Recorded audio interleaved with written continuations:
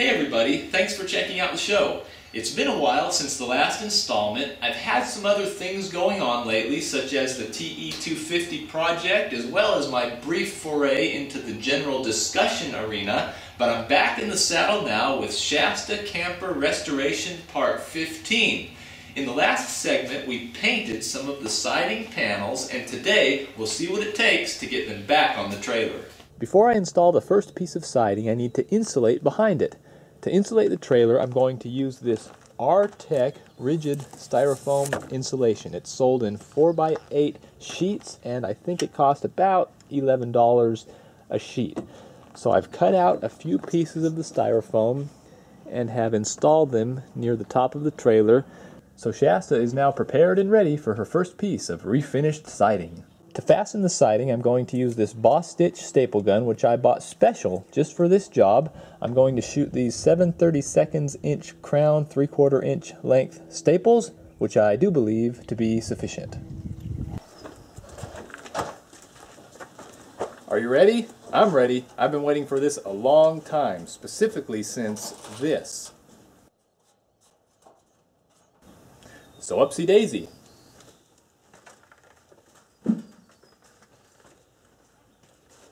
I can't believe how well that fits.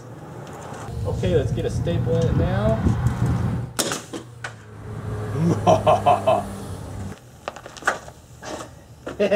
Smile for the camera. I'm creeping up on you, babe.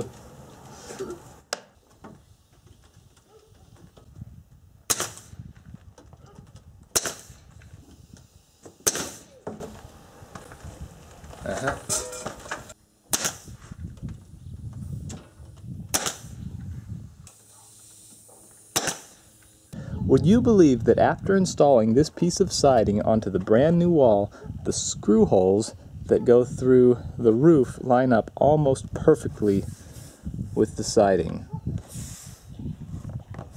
That's pretty lucky.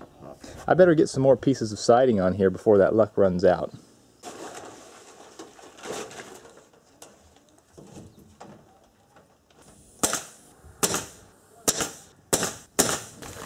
I want to keep track of the measurement between the bottom of the trailer and the bottom edge of the siding to ensure that they don't go too far uphill or downhill.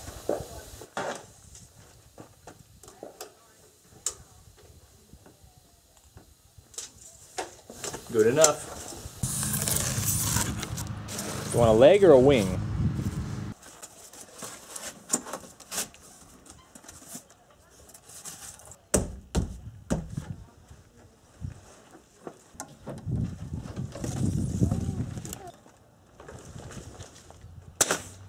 This is the top piece of siding on the starboard side of the camper, and it's the next one I'm going to install. But before I put it up, I need to do something about these stress cracks that have developed over the top of the door. I'm not sure exactly how I'm going to hide them, but just for right now, I'm going to drill a small hole at the top of each one just to keep them from getting any worse.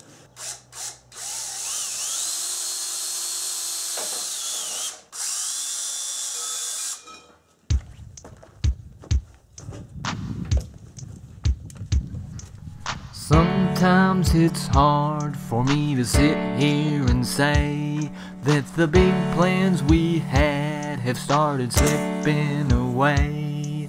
Now I know you're damaged, but darling, you made me bleed. But you're part of my life like wildfire through the trees. You should have been so good,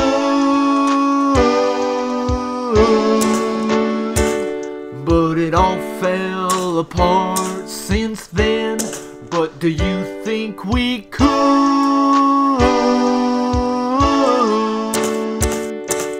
pick up the pieces and focus on the heroes that we might have been?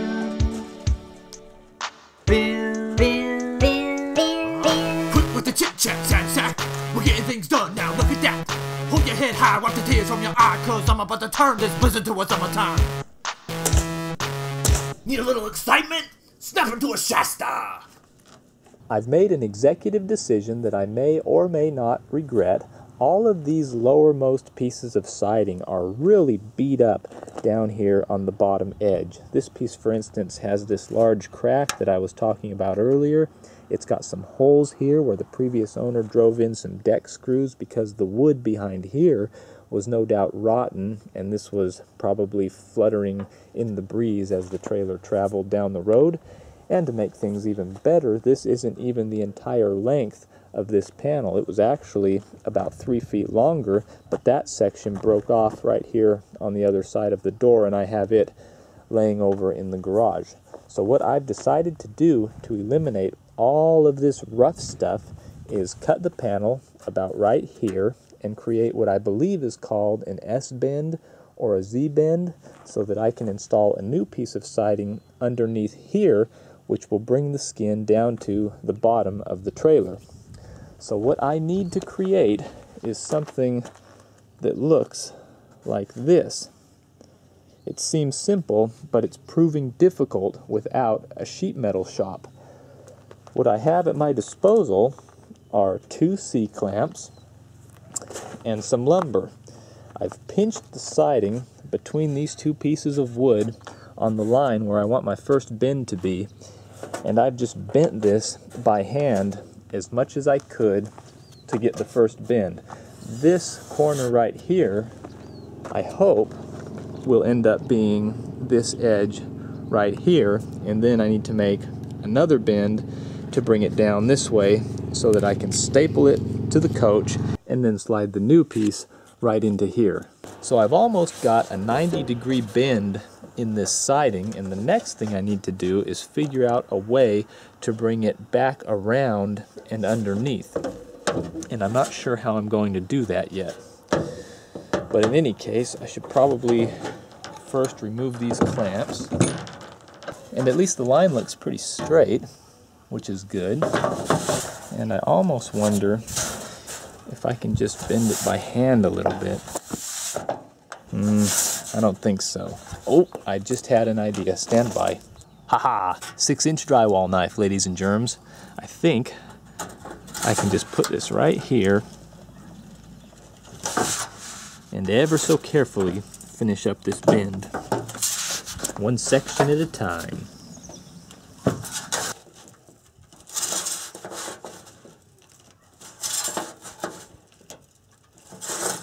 Okay, that crease is looking pretty good, but I think before I go any further, I'll start this next bend. So I'll put this under here and put this one on the top and then pinch it together.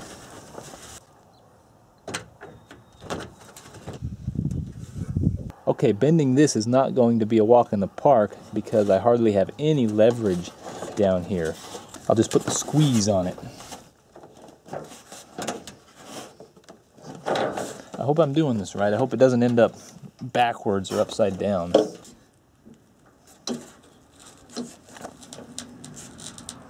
And I bent that back with my fingers as far as it will go. So now I'll take off the clamps and see how it looks. Alright. The corner isn't quite as tight as I would like back here because the boards weren't as pinched together as they should have been. After all, I only have 2 clamps. If I had another clamp, it would have come out better, but nobody will see this anyway. So now I should be able to get my putty knife in here and finish that up. It'd be helpful if I weighed about 300 pounds. Not in general, just right now.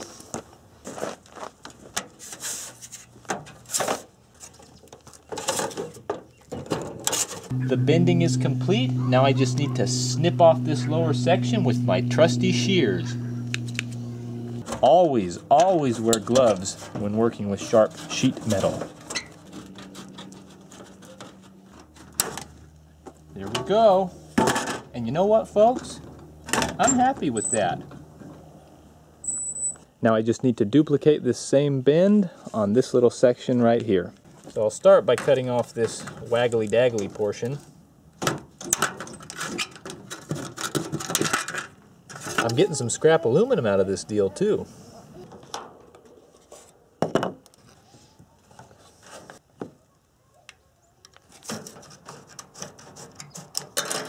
And here's how that little bend came out. Next, I'll try to put the bend on this panel. This one goes on the bottom rear of the trailer, and as you can see, it's pretty rough down here on the lower edge.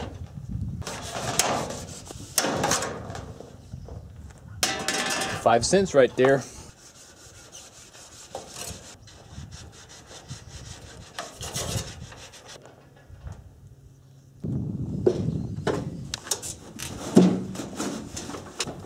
This one really liked the way it was.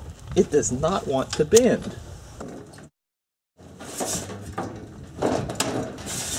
Ha ha, what now, sucker?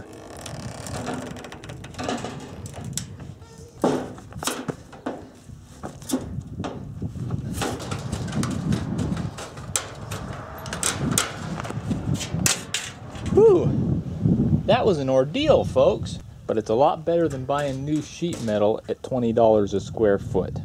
I need to be careful with this one because I painted it before I decided on this modification. I'll still probably have to touch it up before it's all over.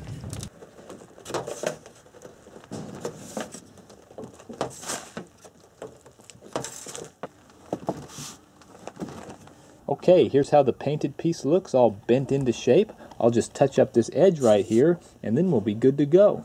Well, it was bound to happen. I was a little careless with the hammer and created the first damage on the Shasta. So now that I need to put my painting hat on to fix this anyway, while Jennifer goes to work wet sanding here, I'll step aside and paint a few more pieces of siding. One thing I've noticed while painting these panels, especially the second and third coat where I can't really see how good the coverage is that if I look at the panel from an angle where I can see the reflection of a light source like the sun or artificial light, it lets me see how well the paint is covering just by the texture rather than the color change.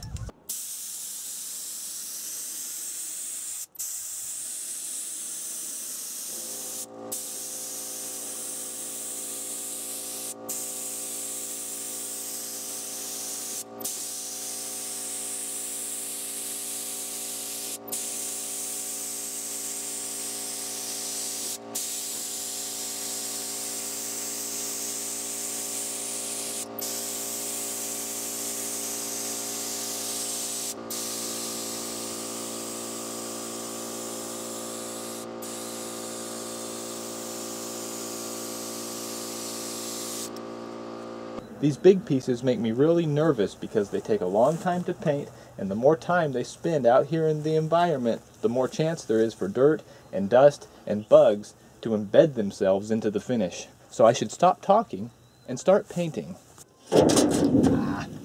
Complications. Stay.